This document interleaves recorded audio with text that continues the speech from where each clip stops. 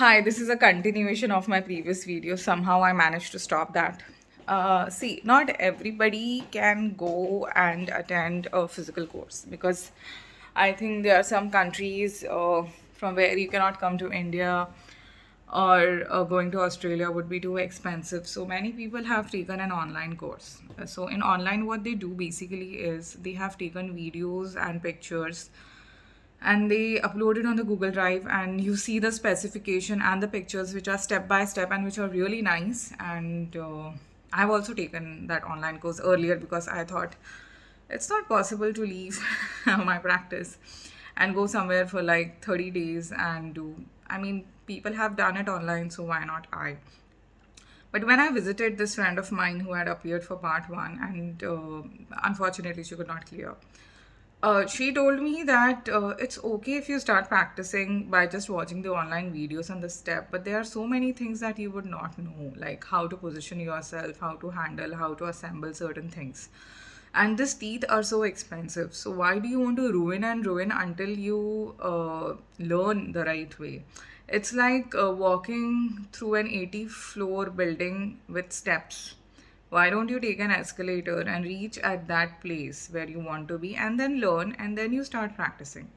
Which somehow made a lot of sense to me. Hence, I took the tough decision to uh, leave everything and come here for 14 days. And I really had good mentors because they gave me full personalized attention. I was not in a batch like other courses do, but my mentors have asked me not to tell anybody that they have done this with me, because they said it's really difficult to finish everything in 14 days, which it is. Like, once I came here and I realized, but then they were there with me like 24 by 7, and I devoted like almost 9 to 10 hours a day. When you are in a group, a mentor cannot devote so much of personalized time with you, and hence the course becomes long. And you have to practice, because once I started practicing, I realized, oh my god. So the reason why I chose to take a physical course is because there are so many things which I realized I could not have done online. It's not that online is not possible. My mentors have told me there are students who have taken a bit more time and a bit more attempts, but they have cleared just by the online course also. So I'm not discouraging you if you wish to go just by online, because not everybody may have the facility of going and getting a physical course done. But if you can, take a short course, because you will know exactly what to do, because you'll get a demo from your mentor right in front of your eyes, and you can ask them hundreds of questions. And any particular task you get stuck with, you can just ask them right away.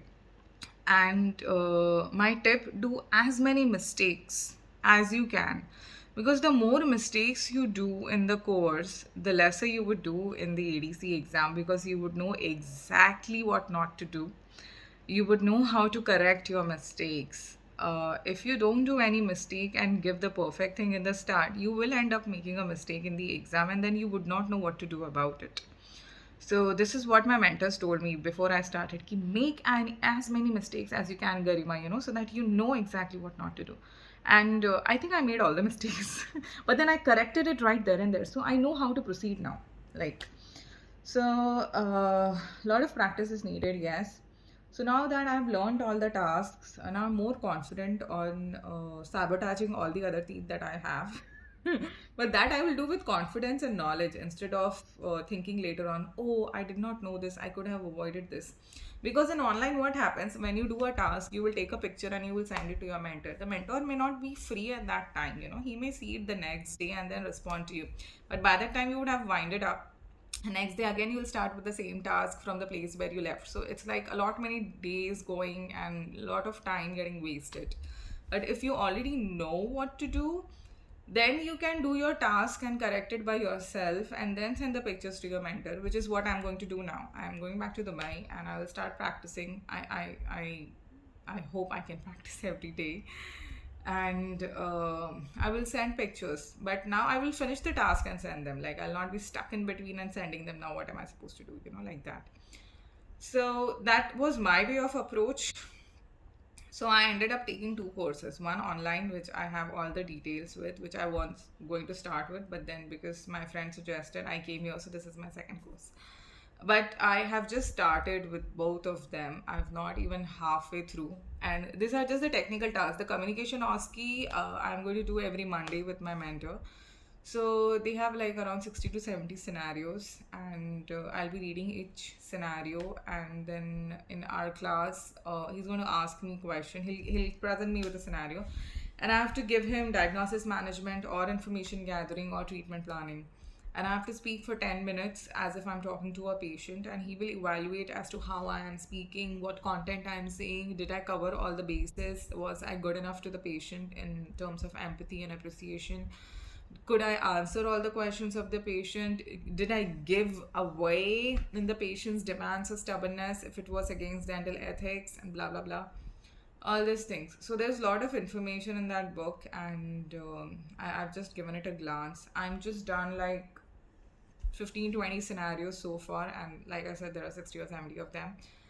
So, and the flight today, I'm going to sit and read and hopefully doze off a bit before I go back. Work starts from tomorrow, back to back. So I hope this helps, and let me know if you wish to know anything more or wish to guide me about anything. Thank you.